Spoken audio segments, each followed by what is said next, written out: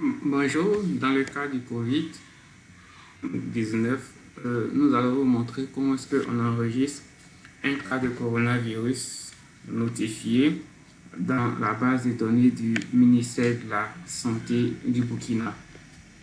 Alors, pour enregistrer un cas, il faut disposer, si vous êtes sur un ordinateur comme moi actuellement, il faut disposer d'un navigateur qui peut être soit le navigateur Google Chrome, soit le navigateur Firefox ici. On a le navigateur comme Opera que nous avons de ce côté, qu'on peut utiliser. Il y a d'autres navigateurs, mais nous préconisons d'utiliser le navigateur Google Chrome. Alors, on va ouvrir le navigateur Google Chrome. Une fois que le navigateur est ouvert, ici, nous avons la barre d'adresse à ce niveau-là. Dans la barre d'adresse, il faut mettre l'adresse de la base de données pour saisir ces données-là. Alors, la base de données pour saisir les données du COVID, c'est mssurveillance.gov.bf, comme vous le voyez ici. Okay. Une fois que vous avez saisi, vous tapez, vous cliquez sur Entrée. Okay. Donc, une fois qu'on entre, ici nous avons vraiment la page d'authentification.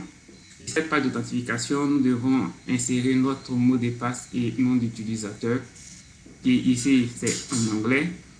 On peut simplement changer ici en cliquant en bas à droite. On a change language. On peut changer la langue en cherchant le français. Et là, c'est écrit French. Donc, on clique sur French et on voit automatiquement que ici, les trucs sont passés en français. Donc, le nom d'utilisateur et le mot de passe. Donc, chacun a reçu un nom d'utilisateur et un mot de passe. Il doit renseigner ici pour avoir accès à la plateforme. Sinon, si vous n'avez pas de nom d'utilisateur ni de mot de passe, vous ne pourrez pas avoir accès. Et si normalement vous devez en avoir, nous vous conseillons de contacter vos différents formateurs ou les admins pour entrer en possession de ces éléments-là. Donc, je clique ici pour le nom d'utilisateur. Je tape mon nom d'utilisateur, c'est voici. Et mon mot de passe que je tape également. Il faut dire que ici, on doit respecter vraiment la casse. Donc, une fois que j'ai tapé le nom d'utilisateur ou le mot de passe, je clique sur Entrée ici, ou bien j'appuie sur la touche Entrée. Donc, dès que vous faites ça, on attend un peu que le tableau de bord se charge. Ici, on a un tableau de bord spécifique à la surveillance. Mais ce n'est pas ce qui nous intéresse ici. Ce qui nous intéresse, c'est plus la saisie des données. Le tableau de bord, ça sera vu certainement après. Donc, pour la saisie de la donnée, on vient ici. Quand vous regardez en haut à droite, donc ici, on clique dessus, ça fait le menu. Donc, quand on clique ici sur le menu, on a la liste des éléments dont nous avons besoin. Et ici, pour la saisie, c'est cliquer sur Tracker Capture. OK. Non, pour certains qui ont leur interface certainement en français, ça sera Saisie Tracker. Et puis, bon, chez moi, c'est Tracker Capture. Donc, je clique dessus. Une fois que je clique dessus, je tombe vraiment sur la première page du module Saisie Tracker. Donc, là, on attend que ça charge. Et ici, l'interface se présente comme suit. On a le volet de gauche ici, où nous avons les unités d'organisation qui représentent vraiment les différentes structures. Et le volet de droite, où nous avons les informations vraiment relatives aux différentes structures de gauche. Donc, pour la saisie des données, je vais aller saisir les données au niveau du centre sud, dans le district de Manga. Donc, je descends la région de centre-sud, ensuite la province des Zouguéro et le district de Manga. Donc, les données seront saisies au niveau du district. Je clique dessus. Et le volet de gauche, à ce niveau-là, si vous regardez bien ici, nous avons ici ce qu'on appelle les programmes. Donc, je clique ici et je vais saisir notification de cas de coronavirus. Et c'est ce qui nous intéresse. Donc, je clique sur ça. Et quand je fais ça, immédiatement, j'ai vraiment la liste de tous les cas déjà enregistrés du coronavirus qui ont déjà été enregistrés pour ce qui est du district de Manga. Alors, pour enregistrer un nouveau cas, qu'est-ce que je fais? Je clique sur registre ici. Quand je clique sur registre, automatiquement, il y a une page qui s'affiche et qui m'invite à enregistrer les éléments. D'accord, quand on regarde la page, nous avons différentes parties. D'accord, nous avons d'abord l'enrôlement ici et ensuite nous avons le profil. L'enrôlement, il est hyper important, ok, parce que c'est là que nous allons marquer les différentes dates et que la date d'investigation et pour que ces dates soient prises en compte lors des analyses. Donc, rapidement, la date d'investigation que nous avons ici, c'est la date d'aujourd'hui. Donc, c'est le 10. Comme vous voyez, la date vient par défaut. Automatiquement, quand vous faites un enregistrement, cliquez sur le registre, c'est la date du jour qui vient par défaut. Alors, vous vérifiez si c'est la bonne date, vous continuez. Mais si c'est pas la bonne date, vous modifiez cette date-là pour les personnes qui ne saisissent pas les données au jour le jour. Donc, une fois que on a renseigné la date d'investigation, on passe maintenant ici à la partie profil. Excusez-moi. La partie profil, on a numéro de semaine que on doit choisir. Le numéro de semaine doit être choisi dans la liste déroulante. Nous sommes à la semaine 15. Donc, choisir 15. Le numéro du cas. Ici, c'est le premier cas. Donc, je mets 001. Le nom de l'investigateur que je note, 3. Il faut dire que tout doit être saisi en majuscule. 3. Eric. OK. Ensuite, le code EIR qu'il va falloir noter. Donc, tous ces éléments doivent être notés rapidement et jusqu'à la fin. Donc, on met le code EIR que certainement vous devez en disposer.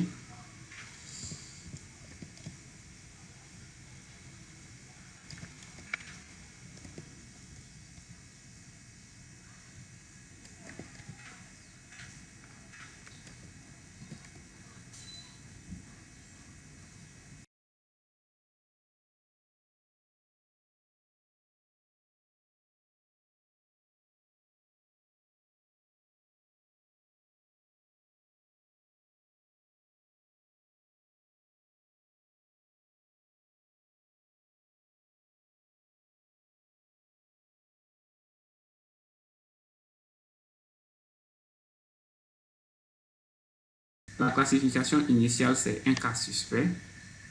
À ce moment-là, on a fini de renseigner. On regarde qu'on a tout renseigné normalement. Et puis, on clique ici sur Save and Continue.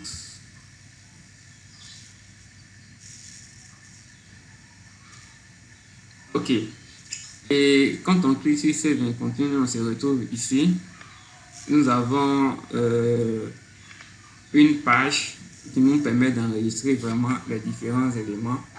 Vu que nous avons fini d'enregistrer les informations sur le patient, nous allons maintenant venir enregistrer ici les informations sur les informations cliniques d'abord. Ensuite, nous allons enregistrer les informations sur l'exposition et voyage dans les 14 derniers jours avant de passer au niveau des échantillons. Donc, la première étape, le premier stage à enregistrer, c'est les informations cliniques.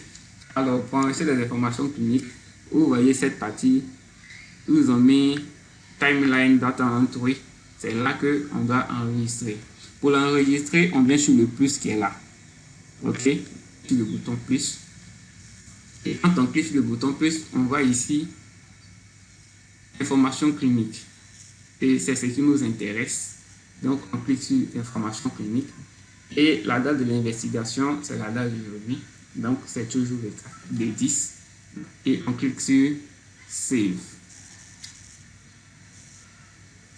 Une fois qu'on clique sur Save, automatiquement, il y a les informations cliniques qui s'affichent.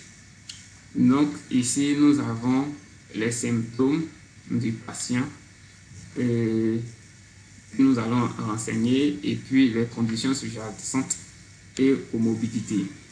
Donc, rapidement, on va renseigner les différents éléments en ce qui concerne les symptômes.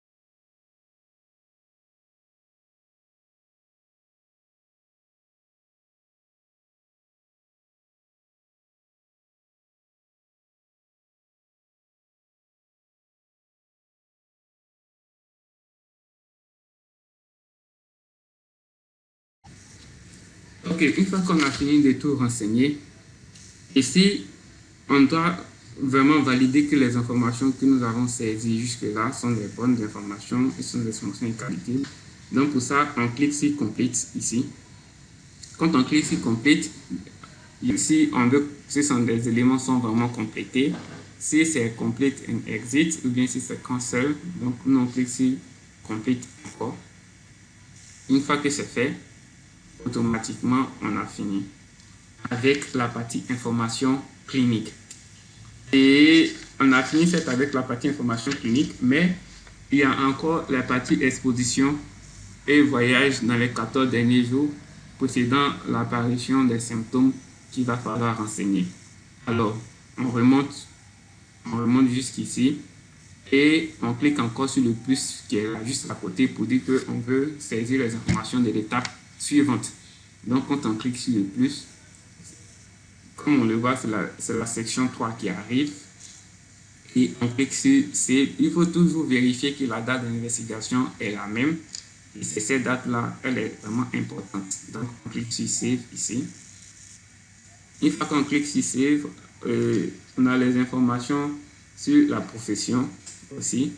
Et le patient a-t-il voyagé pendant les 14 derniers jours. Et ce sont tous ces éléments-là qu'il va falloir renseigner également.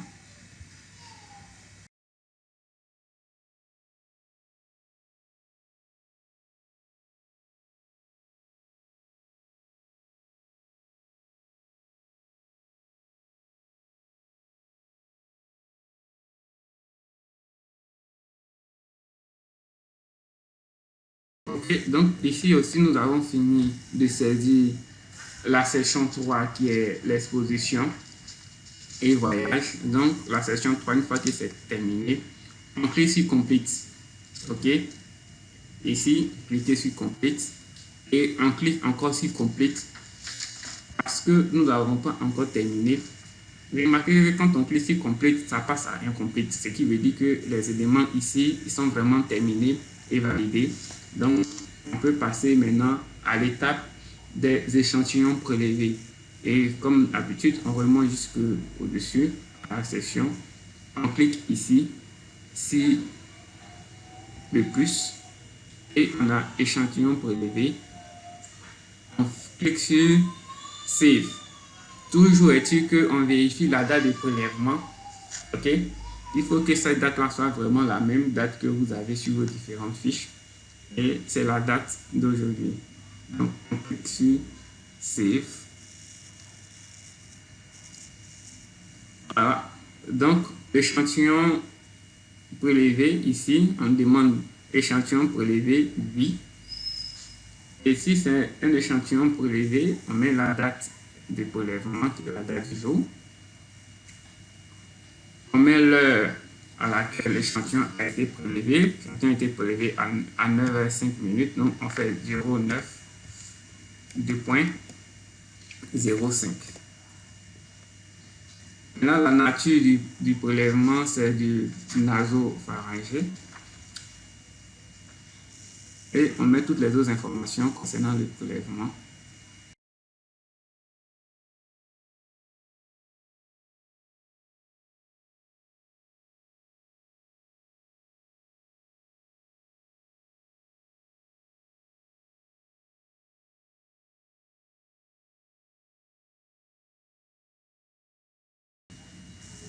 Une fois que c'est fait, on clique encore sur complete ici. Ok, à ce niveau, on a vraiment terminé. Donc, on clique sur complete un exit, parce que ce qui reste, ce sont des informations maintenant du laboratoire. Donc, on clique sur complete un exit ici. Et puis, on a terminé l'enregistrement de notre cas. Et quand on regarde, on se rend compte que notre cas que nous venons d'enregistrer, il est bien ici, en haut, à ce niveau-là. D'accord? D'accord, merci. Et puis, bonne suite.